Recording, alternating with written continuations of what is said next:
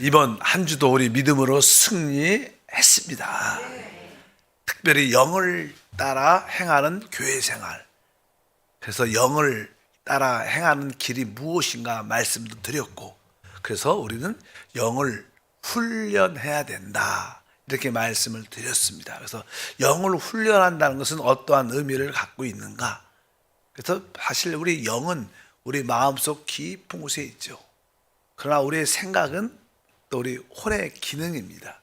그래서 많은 사람들은 실제로 이제 생각을 주로 훈련하지만 우리의 생각보다 하나님의 경륜을 이루는 영을 훈련하는 게 중요하다, 이렇게 가르침을 줍니다. 우리 디모데전서 1장 3절과 4절에 말씀하죠. 내가 마게도냐로 갈 때 너를 권하여 에베소에 머물라 한 것은 어떤 사람들을 명하여 다른 교훈을 가르치지 말며 신하와 끝없는 족보에 몰두하지 말게 하려 함이라. 이런 것들은 믿음 안에 있는 하나님의 경륜을 이름보다 도리어 변론을 내는 것이다.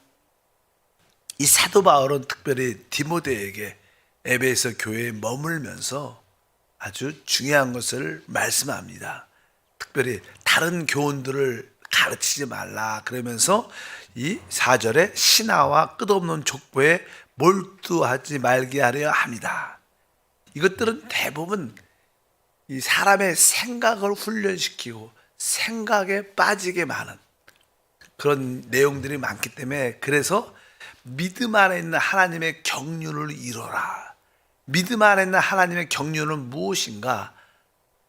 그래서 이 다른 생각을 끝없는 족보나 신하들은 결국 사변적이 돼서 변론을 일으키게 된다, 이렇게 말씀하면서 그 뒤에 대한 결론이 나오죠. 7절 9절에 보면 이렇게 나오죠. 망령되고 허탄한 신하를 버리고 경건에 이르도록 내 자신을 연단하라, 이렇게 말씀하면서 그런 망령되고 허탄한 그런 신하 족보, 그냥 자꾸만 변론을 내는 그런 이야기들을 집착하지 말라. 그러면서 경건에 이르도록 바로 내 자신을 연단하라. 그래서 이 경건이 무엇인가? 경건은 바로 하나님과 같음, 하나님을 표현하는 것인데, 그것은 바로 영이신 하나님을 우리의 영을 통해서 나타낼 수 있기 때문에 그것은 영을 훈련하라. 연단하라는 것은 훈련하라는 뜻입니다. 그러면서 8절에 설명을 하죠. 육체의 연단은 약간 유익이 있으나 경건은 범사에 유익하니 금생과 내생에 약속이 있느니라. 이 말씀, 육체의 연단은 약간의 유익이 있다. 뭐 육체의 훈련을 말하죠. 운동을 말하죠. 운동. 그러니까 우리가 신체적으로 운동을 많이 헬스도 많이 해요. 운동은 실제로 우리 몸에 유익을 주죠. 그것은 이 몸은 이 땅에 속한 것이니까 이 땅에서 조금 건강한 모습을 가질 수 있습니다. 그런데 이 경건은 범사 유익하니 금생과 내생에 약속이 있다. 그래서 이 경건은 육체와 경건은 바로 육체의 훈련과 영의 훈련을 대비하고 있습니다. 어찌하든지 우리가 영을 훈련하는 것이 아주 중요하다. 그래서 어제 우리가 영을 훈련하려면 이 영을 둘러싸고 있는 그 마음을 다뤄야 된다. 그래서 특별히 우리의 생각, 우리의 감정, 의지. 그래서 우리 의지는 항상 하나님 말씀과 성령의 복종될 때 강한 능력을 갖게 돼요. 우리의 감정은 항상 사랑의 영으로 충만해야지 바로 영이 해방되고 열릴 수 있다. 그리고 우리의 생각은 절제 있고 분별력 있는 훈련을 가져야 된다. 이럴 때 바로 우리의 영이 훈련되는 것이다, 이렇게 말씀을 드렸습니다. 또 하나 이제 중요한 마음의 항목 중에 어제 뒷부분에 양심이라는 그런 말씀을 나눴습니다. 우리 한번 디모데전서 1장 5절 말씀을 읽어보니까 이 교훈의 목적은 청결한 마음과 선한 양심과 거짓이 없는 믿음에서 나오는 사랑이거늘, 이렇게 말씀합니다. 사실 우리가 영을 훈련하려면 이 네 가지 항목이 되게 중요하다고 설명하는 거예요. 여기 네 가지 항목은 첫 번째는 청결한 마음, 마음이란 청결한 마음, 그 다음에 선한 양심, 그 다음에 거짓 없는 믿음, 그리고 사랑. 여기 나오는 이 마음과 양심과 또 믿음과 이 사랑, 이러한 네 가지 항목이 사실 우리 영이 합당하게 준비되어 훈련되는 것입니다. 이 네 가지가 잘 합당치 않으면 우리의 영은 훈련되기가 쉽지 않다는 것을 설명합니다. 그래서 특별히 여기서 이제 청결한 양심과 청결한 마음과 선한 양심.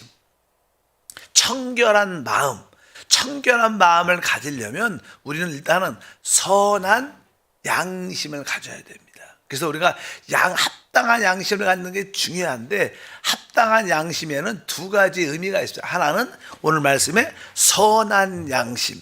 선한 양심이 무엇이냐? 선하다. 그것은 착하다는 겁니다.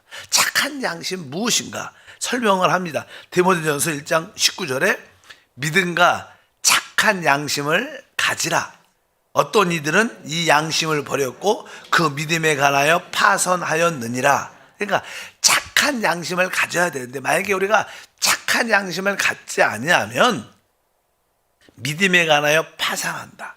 이게 믿음의 일한 그런 배가 있다면 배가 이렇게 잘 운행대에 떠서 잘 가야 될 거 아니에요. 근데 믿음의 일한 그 배가 이 양심이 잘못되면 배가 파손돼서 가라앉는다는 거예요. 그러니까 항상 이 착한 양심을 통해서 우리의 믿음은 발생되어 있다는 거예요. 여러분들이 믿음이 충만하고 믿음이 뜨거우려면 항상 양심에 꺼리낌이 없어야 됩니다. 그래서 특별히 여기서 하는 착한 양심이라는 것은 선한 양심. 그것은 우리 마음에, 우리 양심에 꺼리낌이 없는, 정죄함이 없는 그런 양심. 우리가 어떤 일에 대해서 잘못하고 실수하고 거짓을 행하면 즉시 그 양심이 우리를 정죄합니다. 그래서 이거가 잘못된 행동을 하면 우리 양심에 꺼리낌이 있게 돼요. 그러면 이게 양심의 꺼리낌과 정죄하는 양심을 갖게 되면 바로 하나님과의 관계, 영과의 관계가 합당치 않습니다. 그래서 여러분들이 잘못된 정죄하는 양심, 꺼리낌 있는 양심이 있을 때는 여러분들이 착한 양심이 안 되는 겁니다. 선한 양심이 안 되기 때문에 항상 그럴 때마다 빨리 그것을 우리는 어떻게 자백하라 그래요. 여러분 안에 꺼리낌 없는 양심을 갖기를 축복합니다. 그것이 선한 양심이고 정죄함이 없는 양심이다. 그래서 이렇게 말씀을 합니다. 그러니까 바로 착한 양심, 선한 양심을 우리가 가져야 된다. 그런데 우리가 이 착하고 선한 양심도 있지만 성경은 또 하나의 양심을 언급하고 있습니다. 그 양심이 디모데후서 1장 3절에 기록되어 있는데, 내가 밤낮 간구하는 가운데 쉬지 않고 너를 생각하며 청결한 양심으로 조상적부터 섬겨오는 하나님께 감사하고. 이 사도 바울은 어떤 표현하냐면 청결한 양심으로 주님을 섬겼다는 거예요. 청결한 양심. 아까 이렇게 착한 양심, 선한 양심과 좀 다르죠. 청결한 양심이라는 뜻은 아주 깨끗함을 넘어서 순수하다는 뜻입니다. 한번 따라할까요? 순수하다. 그러니까 청결한 양심은 어떤 양심이에요? 순수한 양심이에요. 그러니까 순수하다는 것은요, 단일하다, 한 마음이라는 거예요. 우리는 하나님을 섬겨도 진짜 대부분 많은 경우에 하나님을 사랑하지만 하나님만을 위해서 사랑한 게 아니라 나의 가족을 위해서 하나님을 사랑하죠. 나의 유익을 위해서, 나의 축복을 위해서 하나님을 사랑합니다. 그러나 이 청결한 뜻은 오직 목적이 하나님의 뜻과 목적을 위해서 하나님을 사랑하는 거예요. 아니, 목적이 단 하나, 단일하다는 뜻입니다. 그게 순수하다는 거예요. 그게 청결하다는 뜻입니다. 그러니까 우리는 하나님도 사랑하지만 다른 것들도 좋아하고 그런 것도 많아요. 그러면 어떤 사랑의 마음도 이렇게 분산되는 것도 있죠. 그러나 나는 오직 하나님의 뜻과 목적을 위해서 주님을 사랑한다. 나에겐 단일한 마음밖에 없다. 청결한 마음밖에 없다. 하나님에 대한 뜻과 목적을 관심해서 내가 하나님을 섬기겠다. 이런 것을 청결한 양심. 우리는 착한 양심을 넘어서 진짜 나의 사랑하는 동기가 오직 주님뿐입니다. 이런 양심을 갖기가 쉽지 않지만 이런 양심을 가질 때 우리는 참으로 주님을 제대로 섬길 수 있다. 이런 표현입니다. 그래서 여러분들의 영이 훈련되려면 착한 양심을 넘어서 청결한 양심을 소유하면 우리 영은 아주 강건해져. 우리가 그 나라와 그의 주님의 목적을 위하니까 우리는 담대해지죠. 그렇지 않겠습니까? 우리가 우리 자신을 위해서 구할 때는 조금 이렇게 기도하는 목소리도 약해질 수 있지만 내가 진짜 하나님 나라를 위해서 복음을 위해서 내가 주님을 위해서 달려간다. 그러면 어떤 누구한테 부끄럽지 않고 담대해질 수 있습니다. 어쨌든 여러분들이 양심에는 착하고 선한 양심, 꺼리낌이나 정죄함이 없는 양심뿐만 아니라 오직 내가 주의 뜻과 목적을 위해서 난 주님을 섬긴다. 그런 양심이 있길 바랍니다. 우리가 그냥 산상수훈에 팔복이라 그러죠. 그래서 거기에 팔복에 보면 나는 청결한 그런 마음의 표현이 있어. 어느 자들이 하나님을 만날 수 있는가 이런 말씀할 때 청결한 자가 복이 있나니 바로 하나님을 볼 것이요 이렇게 표현을 합니다. 한번 읽어보면 청결한 자가 복이 있나니 하나님을 볼 것이며 이렇게 표현해요. 그러니까 어떤 사람이 하나님을 보느냐 여기 뭐예요? 마음이 청결한 자. 청결한 자는 뜻이 뭐예요? 오직 단일한 마음, 순수한 마음. 나는 오직 하나님만을 바란다. 나는 하나님만을 사랑하고 다른 거에 대해서 하나님의 뜻과 목적이 나의 삶의 의미다. 이런 사람이 진짜 뭐야? 하나님을 볼 거라는 거예요. 뭐 그냥 내가 더러운 죄 있는 마음을 깨끗이 씻는 이런 의미를 넘어선 겁니다. 넘어서서 진짜 청결한 단일한 마음, 단순한 마음, 하나님에 대해서 그런 마음을 가진 사람들은 당연하게 그의 온 존재가 하나님만 생각하고 하나님만 바라고 하나님으로만 기뻐하고 그러니까 당연하게 뭐예요? 하나님을 보게 되죠. 만나게 되는 건 체험이 있습니다. 그래서 거기에 마음이 청결한 자가 복이 있다 이렇게 말씀을 합니다. 그래서 하나님 기도할 때마다 신앙이 기뻐질 때 하나님 내가 하나님 외에 추구하는 거 있다면 난 내려놓기로 원합니다. 나는 진짜 하나님을 추구합니다. 주님만을 나의 모든 것을 주님만이 나의 생명과 능력이 되심을 고백합니다. 이럴 때 우리의 양심은 진짜 우리 영에 큰 영향력을 줘서 우리 영 안에 해방과 자유함을 누려 하나님의 뜻을 이루는 역사가 함께할 줄 믿습니다. 그래서 이 청결하는 것은 단어는 되게 중요합니다. 그래서 아까 디모데전서 1장 5절에 다시 한번 읽어보니까 이 교훈의 목적은 청결한 마음과 선한 양심과 거짓이 없는 믿음에 나오는 사랑이거늘 맨 처음에 청결한 마음 따라할까요? 청결한 마음. 그러니까 아까 이 청결이라는 뜻이 뭐예요? 아주 단일하고 단순한 마음. 하나님만을 추구하는 마음.